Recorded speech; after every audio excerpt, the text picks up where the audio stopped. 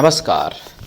जय तंत्र मंत्र केंद्र में मैं आप सबका हार्दिक स्वागत एवं अभिनंदन करता हूँ। मेरे प्रिय भाई बहनों, आज मैं आपको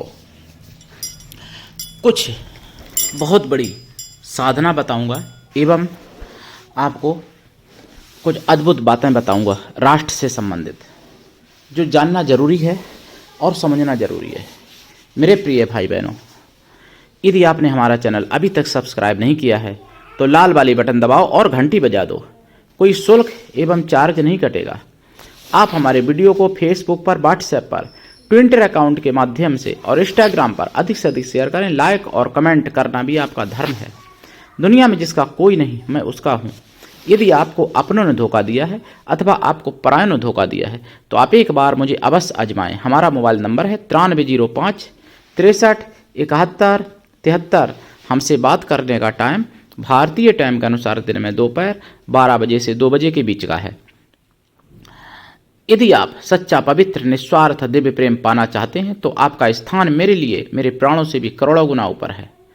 मैं राष्ट्रीय अध्यक्ष कृष्णा दल एवं महामंडलेश्वर आप सबसे निवेदन करता हूं, यदि आप मानवतावादी हैं अथवा आप सनातनी हैं तो मुझसे जरूर जुड़ें।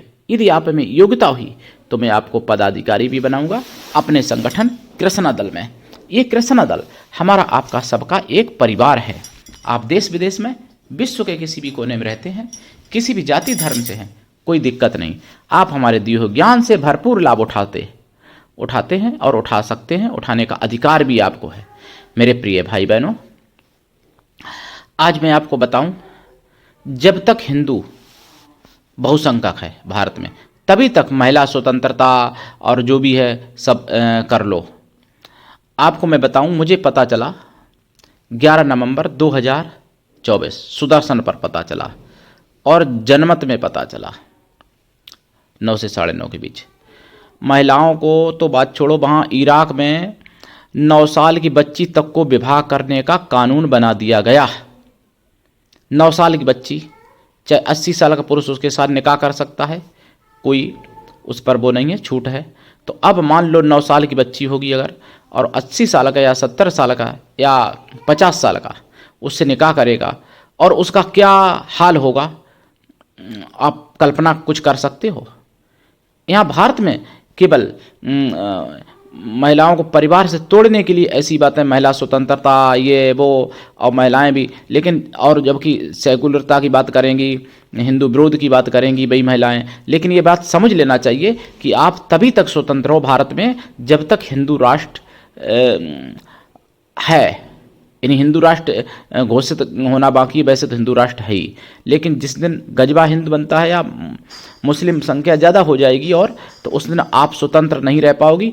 आपकी भी 9 साल की बच्ची के साथ 80 साल का बुढ़ा विवाह करेगा। जैसे इराक में बनाया गया कानून, ऐसे यहाँ भी बन जाएगा अगर आप लोग ज़्यादा महिला स्वतंत्रता के चक्कर में पड़ोगी और हिंदू धर्म को, सनातन धर्म को अपने से अलग करोगी, सनातन धर्म से अलग हटना चाहोगी, तो यही हाल आपके यहाँ भारत में भी हो जाएगा। इससे भी खराब होगा, क्योंकि भारत के कट्टर लोग विश्व में सबसे ज़्यादा भारत में ही कट्टर हैं मुस्लिम। ये भी बता दूं, मुस्लिम देशों में भी बुर्का बैन मैंने बताया था, जबकि भारत में मतलब छूट है, और फिर भी हाय हाय तौबा मची है। और मैं दूसरी बात आपको बताऊं, अदीब, मोहम्मद अदीब है कि नदीब है, क्या है, अदीब नाम है शायद, सुदर्शन पे मुझे पता चला, और ये पता चला जागो में, और पता चला ये तारीख है 12 नवंबर 2024 8 से 8:30 के बीच जागो में पता चला। जिन्होंने कहा है कि हिंदुओं एहसान मानो हम मुसलमानों का, हम मुसलमान अगर सभी पाकिस्तान चले गए होते तो पाकिस्तान लाहौर तक नहीं, लखनऊ तक पाकिस्तान होता, लखनऊ तक पाकिस्तान होता। समझो इस बात को। इसलिए एहसान मानो मुसलमानों मेरा, जो मैं पाकिस्तान नहीं गया। ये कहा है सांसद, पूर्व सांसद समाजवादी पार्टी के अदीब मोहम्मद। ठीक, आप लोग हम जैसे व्यक्ति के ऊपर भी शंका कर लेते हो हिंदुओं, तो मैं आपको क्या बताऊं, क्या भविष्य आपका हो सकता है और क्या भविष्य उनका है। उनका तो वर्तमान भी ठीक ही है आप लोगों से। आप लोग कि सरकार कहने के लिए हिंदूवादी सरकार है, हिंदू बाहुबल है, लेकिन उनका भविष्य तो बात छोड़ो, उनका वर्तमान आप लोगों से ज़्यादा कई गुना ज़्यादा ठीक है और उनका भूतकाल भी आप लोगों से ज़्यादा ठीक रहा है। और केवल आप लोगों की कमी के कारण, आप लोग संगठित ना होने के कारण, आप लोगों के विचारों की भिन्नता के कारण ये सब चीज़ें हुई हैं मेरे प्रिय भाई बहनों। और मैं बता दूं, तौफीक रजा मुस्लिम जिन्होंने धमकी दी है कि अभी तुम हमारे, मतलब ये भी मुझे पता चला, 11 नवंबर को भी पता चला और 12 को भी पता चला सुदर्शन चैनल पर जागो में। 12 नवंबर को तौफीक रजा ने कहा है कि जिस दिन हम उतरेंगे, अपने तरीके से उतरेंगे, मुसलमान सड़कों पर आ जाएंगे जिस दिन सब मुसलमान, उस दिन तुम्हारी रूह कांप जाएगी और तुमको मेरी बात मानने के लिए मजबूर होना पड़ेगा। समझ लो हिंदुओं, भाई बहनों समझो, सेकुलर हिंदुओं जागो। अभी भी नहीं जागते हो तो तुमसे बड़ा गद्दार कोई नहीं होगा। तुम खुद देशद्रोह में और गद्दारी में भगवान के यहाँ लिखे जाओगे। भगवान के यहाँ, सरकार के यहाँ लिखे जाओ या ना लिखे जाओ मैं नहीं जानता, क्योंकि सरकार ही जब हिंदूवादी नहीं होगी तो तुमको गद्दार कौन कहेगा, मतलब गद्दारों को गद्दार कौन कहेगा जब गद्दारों की सरकार होगी। बांग्लादेश में देख रहे हो ना, गद्दारों की सरकार, आतंकवादियों की सरकार, तो वहाँ पर हिंदुओं को पर अत्याचार, हिंदुओं को कत्लेआम, हिंदुओं पर तरह तरह के केस लगाना, हिंदुओं को भगवा लहराने में राष्ट्रद्रोह का केस लगा के आजीवन कारावास तक दे देना, ये सब हो रहा है ना बांग्लादेश में, और मारा जा रहा है। पहली बात तो घर में घुस के खुलेआम सेना और फौज और पुलिस सब मार रहे हैं हिंदुओं को। 5 नवंबर को हुआ था ना, तो अभी भी हो रहा है। ये मत सोचना कि 12 नवंबर को नहीं हुआ, 11 को नहीं हुआ, 13 को नहीं हुआ, अभी भी हो रहा है, ये काम जारी है वहाँ पर। तो इसलिए जागो हिंदुओं, जाग जाओ। और मैं आपको बता दूं, पूज्य श्री देवकीनंदन संत जी ने सनातन बोर्ड बनाने की पहल शुरू की है। उससे पहले धीरेन्द्र शास्त्री जी भी कर चुके हैं, बागेश्वर वाले बाबा जी। इस पहल का समर्थन मैं करता हूं और समर्थन करना भी चाहिए और सभी हिंदुओं को करना चाहिए। वक्फ बोर्ड को ख़त्म करके और उसी तर्ज पर सनातन बोर्ड बनाना चाहिए। सनातन देश है, सनातन धर्म है और सनातन देश भी है हमारा भारत, ठीक है। और प्रिय भाई बहनों, हिंदू एकजुट रहो, हिंदुओं की बात पर संदेह न करके उस पर विचार करो कि ऐसा हुआ होगा कभी या ऐसा हो सकता है। सनातन में कुछ भी काल्पनिक नहीं है। सनातन में ये मान लो कि 0 नंबर का बचा हुआ है ज्ञान, नहीं तो सब नष्ट कर दिया था मुगलिया शासन और अंग्रेजों ने भी रहा बचा किया नष्ट, और आज भी लोग नष्ट करने में लगे। और मैं आपको बता दूं, महाराष्ट्र में चुनाव है। मैं राजनीति की बात वैसे नहीं करता, मैं राष्ट्रीय नीति की बात करता हूं, लेकिन आप लोगों को बताना जरूरी है। महाराष्ट्र में चुनाव है, तो उलेमा हिंद ने, इन्हीं उलेमाओं ने मांग की है, मुसलमानों के लोगों ने, जो हिंदुस्तान के उलेमा, इसलिए मैं उलेमा हिंद उनको कहता हूँ, मतलब हिंदुस्तान के उलेमा है इसलिए। तो उन्होंने मांग की है कि मुसलमान जितने बंद हैं जेल में उनको छोड़ना पड़ेगा और हिंदू हैं उनको बंद करना पड़ेगा। जैसे संत हैं, आरएसएस के कार्यकर्ता हैं, उनको सबको बैन करना पड़ेगा, तुरंत गिरफ्तारी होगी। वक्फ बोर्ड को ज़मीन दी जाएगी, 1000 करोड़ रुपए दिया जाएगा और मस्जिदें, मदरसे सब सुरक्षित किए जाएंगे, जगह दी जाएगी। मतलब करीब 17 लगभग 14 15 17 16 लगभग मांगें की गई हैं, ये मुझे पता चला। और महाराष्ट्र के लिए कांग्रेस ने समर्थन भी दे दिया है कि हाँ, अगर मैं आते हैं तो ऐसा ही करूँगा। समझ लो हिंदुओं, तुम्हारा तो जीवन धिक्कार हो जाएगा, जीवन तुम्हारा तबाह हो जाएगा यहाँ भी और जेल के अंदर भी। जेल के अंदर भी सुरक्षित नहीं रहोगे, जेल में तो डाल ही दिए जाओगे, ये बात समझो। और दूसरी बात, 370 धारा 35 ये धारा के बारे में आप लोग सर्च कर लेना, मैं बताऊंगा, वीडियो लंबा हो जाएगा, कितने नियम थे उसके। वो ख़त्म की माननीय प्रधानमंत्री मोदी जी ने, उनको धन्यवाद इस बात के लिए। लेकिन वहाँ आतंकवादियों की सरकार आते ही कश्मीर में, जम्मू में, और 370 धारा वापस लाने के लिए, बहाली के लिए प्रस्ताव पारित किया विधानसभा में, वहाँ करवाया गया। हालांकि बीजेपी ने विरोध किया, वहाँ पे धक्का मुक्की हुई, बीजेपी के नेता घायल भी हो गए, मंत्री मतलब विधायक कई, ये पता चला था। तो जो 370 धारा लाना चाहते हैं दो जो देश को बांटना चाहते हैं, और उनको अगर आप वोट दोगे तो अपना और अपने बच्चों का तो भविष्य खराब करोगे ही, अपना परलोक भी बिगाड़ोगे। क्योंकि जो देश के विरोधी हैं, जो गलत राजा होते हैं, अगर उनका कोई समर्थन करता है तो वो भी उतना ही पापी होता है जितने पापी वो होते हैं। ये बात समझ लो आप लोग।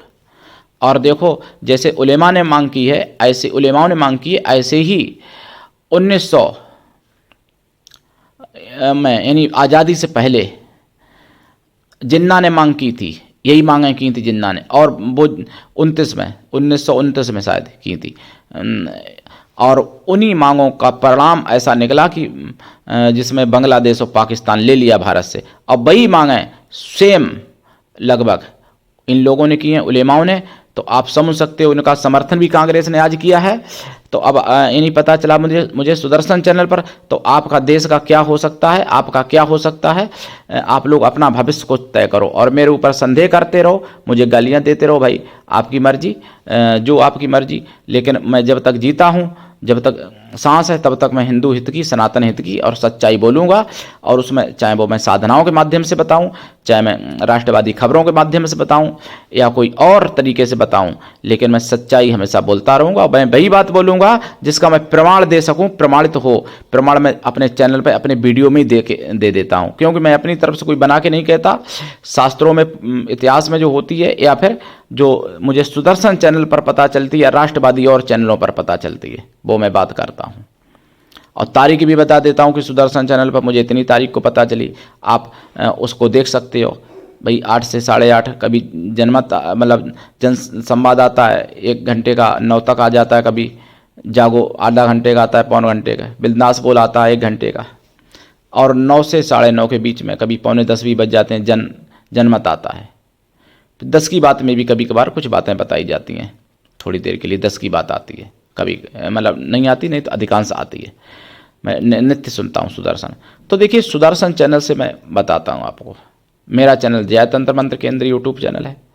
हमने राष्ट्रवादी चैनल, ये है मेरा, तंत्र मंत्र के नाम से इसलिए कि लोग चादर फादर से बच सकें और सनातन को समझें, सनातन में आए, सनातन की परिभाषा समझें, सनातन की महानता और वास्तविकता समझें, सनातन की सत्यता समझें। इसलिए मैं ये सब बातें बताता हूँ। और अपना चैनल हमने जय तंत्र मंत्र केंद्र के नाम से बनाया, ये बात मैं बता दूँ आपको। तो ये सारी बातें आप सुनो। और अब आपको बता रहा हूँ मैं साधना के बारे में। साधना के बारे में देखिए, कुछ लोग चमेली पे अप्सरा रहने की साधना मांगते हैं हमसे। पहली बात, चमेली शब्द उर्दू का है, हिंदी का है नहीं, ये बात आप समझ लो। चमेली को शायद मल्लिका कहते हैं, शायद, अभी क्लियर नहीं। शायद शब्द भी मैं प्रयोग जो कर रहा हूँ वो हिंदी का नहीं है, उर्दू का है। यानी मेरे समझ से मल्लिका कहते हैं चमेली को। तो मल्लिका नाम की अप्सरा होती भी है, और मल्लिका वृक्ष पे वो रहती भी है, ये निश्चित है। और मल्लिका नाम की अप्सरा होती है। मुझे अभी थोड़ा सा भ्रम है मेरा कि मल्लिका चमेली को ही कहते हैं कि और किसी को, लेकिन 99% है कि मल्लिका चमेली को ही कहते हैं। वो मैं याद कर लूँगा तो बता दूंगा, नहीं तो आप लोग भी सर्च कर सकते हैं चमेली का संस्कृत में नाम क्या है, हिंदी में नाम क्या है, ठीक, अगर मिल जाए तो। किताबों में भी लिखा होगा जिनको पढ़ाया जाता है संस्कृत, शास्त्रों में भी वर्णन है, पुराणों में है। तो मल्लिका नाम की अप्सरा की मैं आज साधना बता रहा हूँ। ये साधना अद्भुत प्रेम आपको प्रदान करती है। मल्लिका का मतलब होता है, वैसे तो मालिका, मल्लिका तो, और मल्लिका नाम पार्वती का भी है, मल्लिका अर्जुन, भगवान शिव और पार्वती भी हैं। तो मल्लिका माता पार्वती का भी एक रूप है। तो वो पार्वती से भी संबंधित है अप्सरा, और मल्लिका अप्सरा नाम है, और मल्लिका वृक्ष से भी संबंधित है। मल्लिका अप्सरा से सौभाग्य प्राप्त होता है, मनचाहा विवाह हो सकता है। मल्लिका अप्सरा की साधना से आपको सारे सुख मिल सकते हैं, धन धान्य की प्राप्ति हो सकती है, आयु, आरोग्य, यश, मान सम्मान, मनचाही नौकरी, सब कुछ प्राप्त हो सकता है मल्लिका अप्सरा की साधना से। और मल्लिका अप्सरा जो है बहुत ही पावरफुल शक्ति है। मैं एक बार अपने चैनल पर डाल भी चुका हूँ ये साधना, ढूंढ लेना पहले। तो मल्लिका अप्सरा की मैं आज विधि तो खैर बता ही दूंगा, मंत्र भी बता दूंगा। इस साधना में आपको लाइफ टाइम शाकाहारी रहना पड़ता है, और साधना काल में ब्रह्मचर्य व्रत, एक टाइम भोजन, भूमि शयन परम आवश्यक है। साधना में गाय के घी का दीपक जलता है, खोया की मिठाई का प्रसाद रखा जाएगा और लाल आसन पर साधना की जाती है। दिशा उत्तर या पूरब रहती है। माला रुद्राक्ष या लाल चंदन या लाल हकीक की रहती है इसमें। हालांकि सफ़ेद चंदन की भी माला से जाप कर सकते हो, सफ़ेद हकीक या पीले हकीक से भी कर सकते हो। तो जाप 1.25 लाख तो कम से कम है, वैसे ज़्यादा जितना कर लो। जाप का दशांश हवन, हवन का दशांश तर्पण और तर्पण का दशांश मार्जन करना चाहिए। मार्जन का दशांश पवित्र ब्राह्मण पतिव्रता स्वासिनी स्त्रियों को भोजन करा दें या फिर ब्राह्मण पवित्र कन्याओं को भोजन करा दें। और कन्या ब्राह्मण स्त्रियां या कन्या या स्त्रियां किसी भी जाति वर्ण की हो सकती हैं, ब्राह्मण ना मिले तो किसी भी जाति वर्ण की हो सकती हैं, लेकिन वो मन से तन से पवित्र हो एवं शुद्ध शाकाहारी हो। अगर वो भी संभव ना हो तो उतनी गौ माताओं को भोजन करा दें। दीक्षा लेके साधना करनी चाहिए। बिना दीक्षा के कभी भी किसी भी प्रकार की कोई साधना में सफलता नहीं मिलती है। गुरु ऐसा होना चाहिए कि शिष्य से कुछ भी ना ले, लेकिन शिष्य भी ऐसा होना चाहिए कि गुरु को सब कुछ दे, गुरु के लिए पूर्ण समर्पित रहे, तभी कल्याण होता है। ये मैं नहीं, शास्त्र कहते हैं मेरे प्रिय भाई बहनों। और इस साधना में प्रसाद आप खोया की मिठाई का रखेंगे और फलों का रखेंगे, तो प्रसाद साधना के बाद खुद खा लें, परिवार में भी बांट दें। ये अप्सरा सुंदरता भी बहुत ज़्यादा देती है, मल्लिका अप्सरा, और बहुत ही सौम्य स्वभाव की और बहुत ही जल्दी प्रसन्न हो जाने वाली अप्सरा होती हैं मल्लिका अप्सरा। तो इनका मंत्र वैसे मैंने पूर्व साधना में बताया होगा और हो सकता है दूसरा मंत्र बताया हो, क्योंकि इनके मेरे पास कई मंत्र हैं। लेकिन आज मैं जो मंत्र बताने जा रहा हूँ वो मंत्र है ओम ह्रीं क्लीं मम माल्लिके अप्सरे हुम फट, ये मंत्र। तो इस मंत्र का दीक्षा लेके करना चाहिए। बिना दीक्षा के कोई भी कभी साधना सफल नहीं होती, कभी कभार उल्टा भी हो जाता है। तो इसलिए लाभ उठाएं, करें साधना और सनातन धर्म की आवाज़ जन जन तक पहुंचाइए। आज के लिए इतना ही। धन्यवाद। जय श्री राम, जय सनातन, जय गौरी माता की, हर हर महादेव, जय मल्लिका अप्सरा की, वंदे मातरम, जय सनातन, जय हिंदू राष्ट्र।